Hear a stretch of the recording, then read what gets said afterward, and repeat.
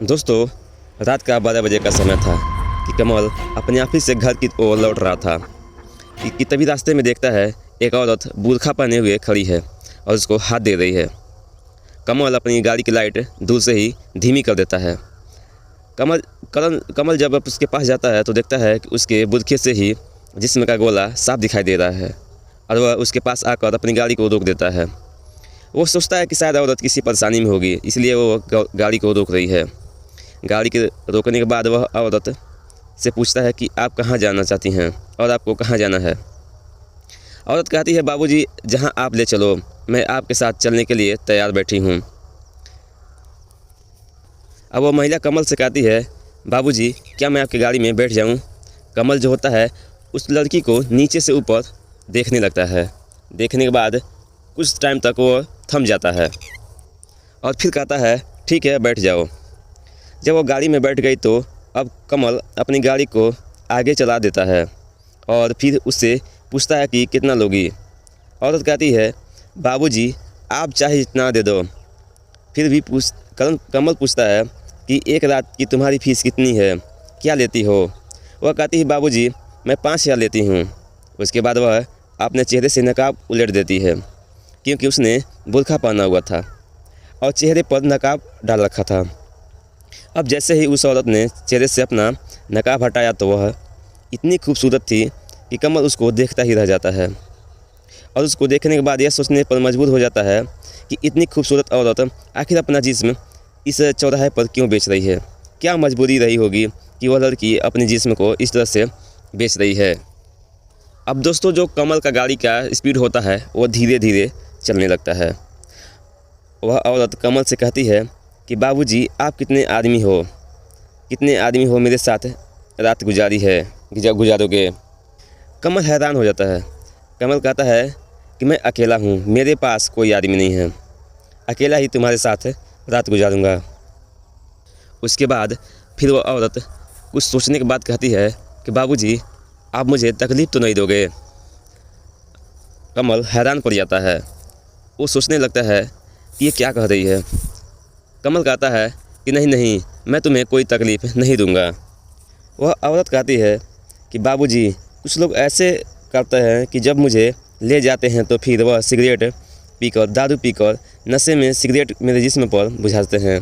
क्या तुम ऐसा तो नहीं करोगे? कमल को उसकी ये बातें सुनकर बड़ी हैरत होती है। दोस्तों, कमल यह बात सोचने पर मजबूर हो जाता है, आखिर इस औरत की क्या मजबूरी रही होगी जो ऐसा कह रही है और ऐसा करने पर मजबूर है। दोस्तों, वह एक मुस्लिम औरत थी क्योंकि उसके पहनावे से यह पता चल रहा था कि वह एक मुस्लिम है। फिर कमल उससे उसका नाम पूछता है, तुम्हारा क्या नाम है? वह अपना नाम रुखसार बताती है। वह कमल से कहती है कि बाबूजी, मेरा नाम रुखसार है। दोस्तों, बड़ी हैरत की कहानी है, बड़ी अजीबोगरीब कहानी है। कहानी की तरफ कमल को उसको लेकर जा रहा था। वह तरह तरह के कमल के दिमाग में सवाल आ रहा था।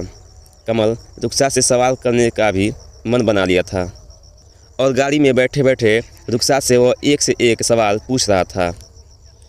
उसके बाद दोस्तों, कमल अपना घर जाने का इरादा कैंसिल कर देता है और उसको एक खाली पड़ा हुआ मकान था जहाँ पर एक चौकीदार उसके मकान की रखवाली किया करते थे। उस मकान पर उसको लेकर जाने का प्लान बनाता है। उसके बाद करण पूछता है कि तुमने खाना खाया है कि नहीं खाया है। वह औरत कहती है कि बाबूजी, मैंने अभी तक खाना नहीं खाया है। कमल एक होटल पर अपनी गाड़ी को रोक देता है और वहाँ से कुछ खाना पैक करा देता है और खाना पैक कराने के बाद वापस अपनी गाड़ी में आकर के बैठ जाता है और फिर उस औरत को लेकर आगे चल देता है।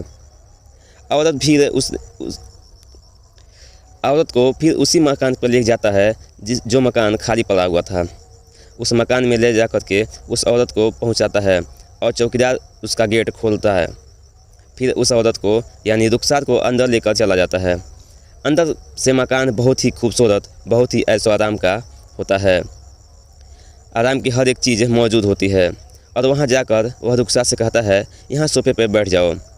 सोफे पर बैठने के बाद कमल किचन में पहुंचता है। वहां से एक प्लेट लेता है। उसके बाद प्लेट में वो सारी जो खाना लेकर आता है उस खाना को प्लेट में पलट देता है और कहता है कि ये लो खाना और तुम भर पेट खा लो। रुखसार बहुत ही नरमी से खाना खा लेती है और वहाँ पर जब उस औरत ने जाकर देखा उस कमरे की हालत, तो दोस्तों रुखसार खाना खाने के बाद घर के चारों ओर देखने लगती है। घर के एक मकान में एक रूम में देवी देवताओं का फ़ोटो लगा हुआ था, जिसमें हनुमान जी, दुर्गा जी और शंकर भगवान इत्यादि के फ़ोटो टंगे हुए थे। वो डर जाती है कि मैं तो एक मुस्लिम हूँ और वह हिंदू है, वो मेरे साथ क्या करेगा। अब दोस्तों वो डरने लगती है। उसने ये सोचा था कि अगर मुझे रात भर अपने पास सुला करके मेरे जिस्म को नोच करके और मेरे साथ दरिंदगी करके कहीं ये मुझे मार कर दफना तो नहीं देगा, तो फिर मेरे बच्चों का क्या होगा। अगर मैं कहीं मर गई तो मेरे बच्चे के आगे पीछे कोई नहीं है। वो सोच सोच के घबराने लगती है, लेकिन कमल ये सारी बात उसकी आंखों में देख करके ही पढ़ लेता है। वह रुखसार से कहता है, देखो रुखसार, तुम्हें घबराने की कोई ज़रूरत नहीं, मैं ऐसा किस्म का आदमी नहीं हूँ। दोस्तों रुखसार जो होती है वो अपनी सारी कपड़ा उसके सामने ही उतार देती है और कहती है कि बाबूजी, आपको जो करना है मेरे साथ जल्दी कीजिए, मुझे घर भी जाना है, मेरे बच्चे मेरा राह ताक रहे होंगे। कमल जब उसको निर्वस्त्र देखता है तो उसकी आंखों में आंसू आने लगते हैं। वो कहता है, मेरा ऐसा कोई इरादा नहीं है, तुम कपड़े पहन लो। दोस्तों रुखसार जो होती है वो बहुत हैरत में पड़ जाती है। वो सोचने लगती है कि आज तक जितने भी लोग मेरे साथ टाइम बिताए हैं, कोई मेरा जिस्म नहीं देखा, कोई मुझे ये तक नहीं पूछा कि तुम कैसी हो, लेकिन एक ऐसा इंसान है जो मेरे साथ इतनी अच्छी तरीक़ा से पेश आ रहा है। दोस्तों रुखसार जो होती है वो अपना कपड़ा पहन लेती है, उसके बाद से वो एक सोफे पे बैठ जाती है। कमल जो होता है वो रुखसार से पूछता है कि आखिर तुम्हें ऐसी क्या ज़िंदगी में कमी हो गई कि तुमको ऐसा काम करना पड़ रहा है। रुखसार कहती है, बाबूजी, आपको इन बातों से क्या मतलब है कि मैं कौन हूँ, कहाँ की रहने वाली हूँ, क्या करती हूँ, क्या मैं यह काम कर रही हूँ। आपने जिस लिए मुझे यहाँ लेकर आए हो, आप अपना काम ख़त्म करो और फिर मुझे अपने घर जाने के लिए कह दो। कमल कहता है, ऐसा ही कि यहाँ जब मैं आपको लेकर आ गया हूँ, पूरी रात बाकी पड़ी है। आज रात की आपने मुझे फीस बता दी है, 5,000 नहीं बल्कि 10 लाख अपनी जेब से निकाल के उसकी तरफ बढ़ा देता है और आराम से अब तुम मुझे अपनी बात बताओ। यह कहता है कि साहब मुझे जाने दो, आपके इरादे कुछ ठीक नहीं लग रहे हैं। इधर उधर वो चारों तरफ मकान को गौर से देख रही थी और उसे यह भी शक हो रहा था कि यह हिंदू है, कहीं मेरी इज्जत के साथ खिलवाड़ न कर दे। कमल कहता है, तुम बिल्कुल बेफिक्र हो जाओ और वह तुम अपनी सारी बात मुझे बताओ। कमल एक ही बात पूछ रहा था कि आखिर तुम्हें यह काम आखिर क्यों करना पड़े, बताओ। कमल एक ही बात पूछ रहा था कि आखिर तुम्हें यह काम आखिर क्यों करना पड़ा, किस मजबूरी में यह काम कर रही हो। अगर तुम अपनी परेशानी बताओगी तो शायद मैं तुम्हारी कोई मदद कर सकता हूँ। अब जो रुखसार होती है वो रोने लगती है, रो कर के उसका जो मन होता है कुछ हल्का हो जाता है। उसके बाद वो कहती है, बाबूजी, आज से 10 साल पहले मेरी शादी हुई थी, अच्छे घर परिवार में मेरी शादी हुई थी और 10 साल तक अपने शौहर के साथ शादी के बंधन में बंधी रही और 3 बच्चे मेरे पैदा हुए और तीनों बच्चों में तीनों लड़कियां थी।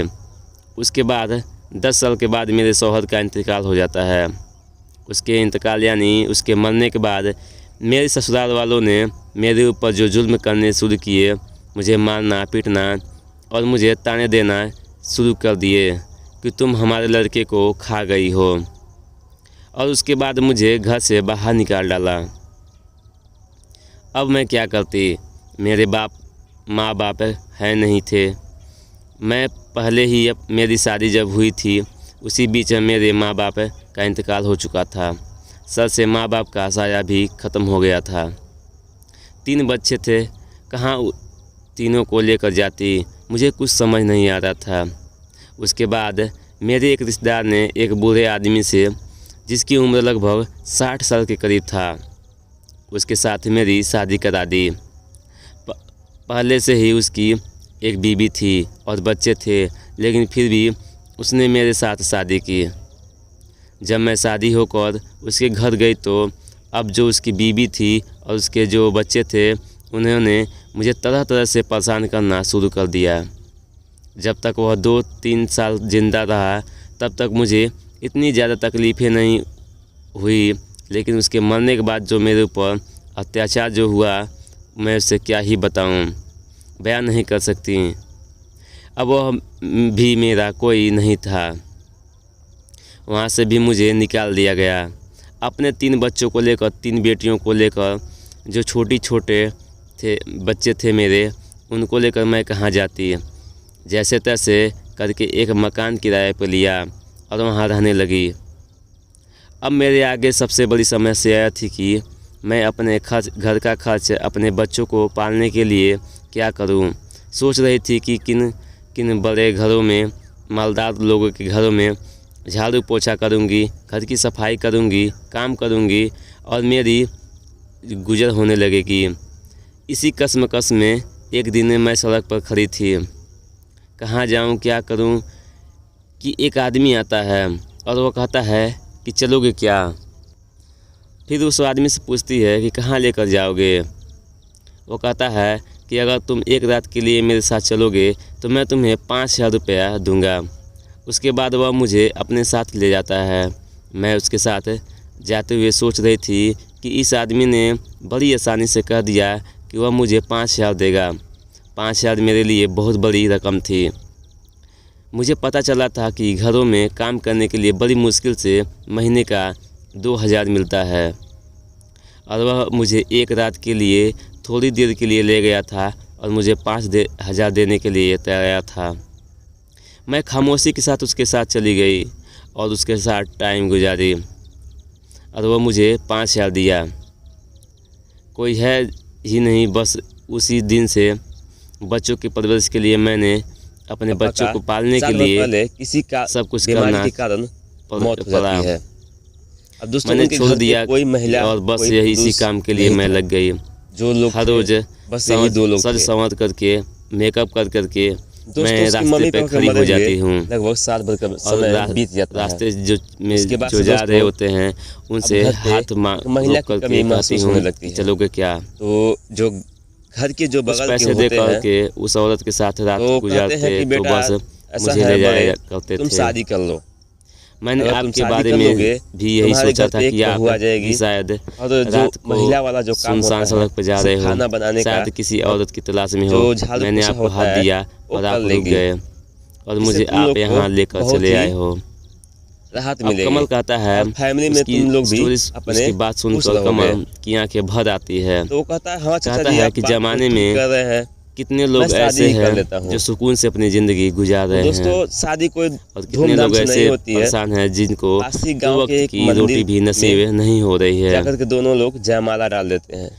और रही कितने बात लोग ऐसे हैं दहेज जिसको वेज 2 की, तो वक्त दहेज की वेज तो रोटी कुछ भी खाने नहीं के लेते हैं लिए दोस्तों। अपना जिस्म तक सीधा बेचने सिंपल पर सा बस मजबूर यही हो बात जाते होता हैं। है कि आप लड़की हमें वह दे रुखसार दीजिए, के सर पर हाथ रखता हम है शादी और करके कहता अपने है घर पे लेकर चले जाएंगे। कि मैं तो कोई दोस्तों इसी अयास बात को किस्म का लेकर के आदमी वो नहीं शादी हो हूँ। जाती है और कभी भी मैंने जो अपनी सुधा बीवी के होती है वो अलावा अपने मायके किसी से दूसरी की ससुराल तरफ चली जाती है, आँख यानी उठा बड़े करके के नहीं घर चली देखा। जाती है। कभी मैंने दोस्तों किसी अब औरत को साथ 6 गलत काम महीने 5 महीने नहीं तक करने सब सही चल रहा था। करा। उसके बाद दोस्तों जो बड़ा होता है सोचा वो भी सुधा नहीं से था कहता है कि कि सुधा देखो मैंने सोचा भी नहीं अब तो था, 5-6 महीने का समय बीत सोचा गया भी है नहीं है और यह और मैं बाहर नहीं जरूरी गया भी हूँ नहीं है कि किसी और पैसे आदमी की बहुत और ही औरत तंगी के बीच है, जो संबंध हो तो वो मैं बाहर नाजायज़ चला हो। जाता हूँ प्रदेश कमाने के लिए रिश्ते और तुम मेरे भी भाई बहुत का होते और हैं। अपना ख्याल आज से रखना। मैं तुम्हें अपनी तो बहन सुधा स्वीकार जो करता होती है वो हूँ कहती है कि ठीक है और तुम्हारे खर्च आप की सारी कमाने जिम्मेदारी जाइए, मेरे आप हमारी ऊपर है। चिंता मत कीजिए। भगवान का दिया हुआ मेरे पास मैं सब कुछ आपकी है, अच्छी जो नौकरी है, छोटे भाई है मेरे पास 2 घर है उसका और अपना और ख्याल किसी रखूंगी। तरह के मेरे पास दोस्तों वो ये पूरा बात परिवार सुनता भरा है पूरा तो है। खुशी से पागल हो जाता है। मेरे वो कहता है ठीक बीबी है, है, बच्चे हैं, जब किसी तुमने तरह इतना की कह मेरे दिया पास तो कोई मुझे कमी नहीं विश्वास है। है तुम पे कुछ और मैं दुनिया कमाने में जब मेरे चला पास जाता कमी हूँ। है तो एक है दोस्तों बहन इतना की। कहकर वो क्या तुम मेरी पैर उठाता है बहन और बनोगी। कमाने के लिए निकल जाता है। अब दोस्तों रुखसार वो जब उसके बाहर जाता है तो अब पैर उसको में बाहर गिर में जाती है और 4-5 जोर जोर महीने का से रोने समय लगती बीत है। जाता है। उसके जो पैसा होता है अपने वो घर पे आंसुओं से बेचता है, उसके तो पैर जिस धोने जिसका लगती जो है। कर्जा लिया हो गया होता है शादी को वक्त, कमल वो कहता धीरे है धीरे कि मैं कर्जा तुम्हें तसल्लिम से अपना बहन कर्जा स्वीकार भरा करता जाता हूँ। है। तुम्हारे दिमाग दोस्तों, में, कर्जा भरने के बाद तुम्हारे से दिल में दोस्तों जो मेरे प्रति वो डर कहता है, है जो कि खौफ सुधा है, कहती है एक वह दिन सब फोन निकाल करके दो और कि आज ऐसा से है तुम कि आप मेरी घर से बहन ले हो। आइए, 6 महीने का समय उसके हो गया सर पर है हाथ रखता और अभी है। हम लोग के वह भी कहता बच्चे है भी नहीं और हुए हैं। फिर अपनी कलाई आगे वो करता है कहता है कि ठीक है मैं कि आऊँगा, बहन मेरे हाथ लेकिन मैं पर अपना चाहता हूँ राखी का कि एक धागा 2, ऐसा 20, बांध दो 25, कि आज 50 से हज़ार हमारा जो होता रिश्ता है यह मैं पहले मजबूत हो कमा जाए। करके रख लूँ, उसके बाद से मैं घर दोस्तों, चला आऊँगा। रुखसार जो होती है अपना सुधा कहती दुपट्टा है ठीक है, फाड़ती जैसी है आपकी इच्छा करें। और उसके वो कहता है कि ठीक है। फाड़ने के बाद उसके कलाई पर अब दोस्तों वो यही बात दुपट्टा दोनों के बीच बांध में देती तय हो है जाती है। और उस दिन उसके के बाद बाद से वह दोस्तों कमल फोन और रख रुखसार देता के है बीच भाई बहन का वाला, रिश्ता और हो जाता जो है। सुधा होती है वो काम करने लगती उसके है। बाद वह रुखसार से कहता काम है करने कि लगती तुम है, कहाँ खाना रहती बनाती हो, है, तुम्हारे खाना बना बच्चे के कहाँ खाती है हैं, और मुझे उनके अपने पास जो लेकर छोटा चलो। सा देवर्स का होता है रुखसार उसको वो खिलाती है और उसी सो रात जाते हैं सब। अपनी गाड़ी में बैठा करके उस दोस्तों मकान पर दोनों लेके लोग जाता अलग है अलग सोते थे। जिस मकान पे उसका जो रुखसार देवर रहती होता थी। है वो अपने कमरे से उसके सोता पास था और उसका जो भाभी उसके होती पास है जो वो कमरा अपने होता है उसके कमरे में कमरे पे सोती थी। पहुंचता है जहाँ उसकी छोटी छोटी दोस्तों, एक बच्चियाँ हफ्ते सोई का हुई समय थी। बीत जाता है। बहुत ही एक मासूम हफ्ते और समय बहुत बीतने के ही बाद से प्यारी दोस्तों खूबसूरत बच्चियाँ थीं। यानी सुधा कहती है और कि एक बच्चे को देवर उठा जी मेरे लेता है कमर में बहुत ही और उसके ज्यादा बाद दर्द हो रहा एक है। बच्चे को रुखसार उठा लेती है तो मैं कहती हूँ कि चलो ठीक है और कि एक आप जो बड़ी बच्ची होती है एक डॉक्टर उसको को बुला पैदल लेकर ही आइए नीचे और उसके लेकर बाद के से जो आते दवा हैं होगा और उसकी गाड़ी दवा में बैठा करा देते दी हैं। जाएगी। कमल दोस्तों, रुखसार जो से कहता छोटू है होता है, डॉक्टर कि के पास जाता है बहन जो तुम्हारी जो और दवा ज़रूरत लेकर की के चीज़ें आता है हो, और उसके अपने जो भाभी खास को खास खिला चीज़ें देता है। हो, तुम यहाँ से उसे ले लो उसके बाद से दोस्तों और बाकी शाम सामान का तुम समय यहीं होता पे है, छोड़ सभी दो। लोग सो जाते मैं हैं। बाद में तुम्हें यहाँ से सामान लेकर के लेकिन चला दवा से जाऊँगा। कुछ आराम नहीं होता है। वो कहती है ठीक है उसके बाद से भैया। वो फिर से रोने लगती उसके है। बाद से दोस्तों कहती है जो मेरे कीमती कमर चीज़ में होती है बहुत ही उसे ज्यादा गाड़ी दर्द में हो रख रहा देते है। हैं और उसके बाद चारों लोग उसके मिल से करके छोटू उस नए घर पे आ कहता है जाते कि हैं आप एक काम और करिए, वहाँ पे रहने लगते हैं। आप कमल रुखसार अगर से कहता आपको है बच्चों का कुछ पेट पालने के लिए तुम ये काम कर रही थी। आपको कुछ उसके तकलीफ बाद ना हो कमल तो मैं उसको आपका अपने कमर घर दबा से सकता हूँ क्या? घर में उस घर को तो मकान कहती है कि उसके नहीं नाम नहीं, पे कमर कर मत देता दबाओ, है। मैं ठीक हो जाऊंगी। दोस्तों, ये कहानी आपको लेकिन कैसी जो लगी? छोटू होता है अगर कहानी वो अच्छी लगी देख तो नहीं प्लीज़ पाता हमें है। कमेंट बॉक्स में वो कहता जरूर है कि नहीं बताइएगा नहीं, मुझसे आपका और दर्द अपनी राय बर्दाश्त हमें नहीं हो कमेंट रहा बॉक्स में जरूर दीजिएगा। है। तो मैं दोस्तों, आप और वीडियो सो पे नहीं हो जाइए, तो मैं चैनल आपका को कमर सब्सक्राइब कर दीजिए। दबा वीडियो देता को हूँ। अच्छी लगी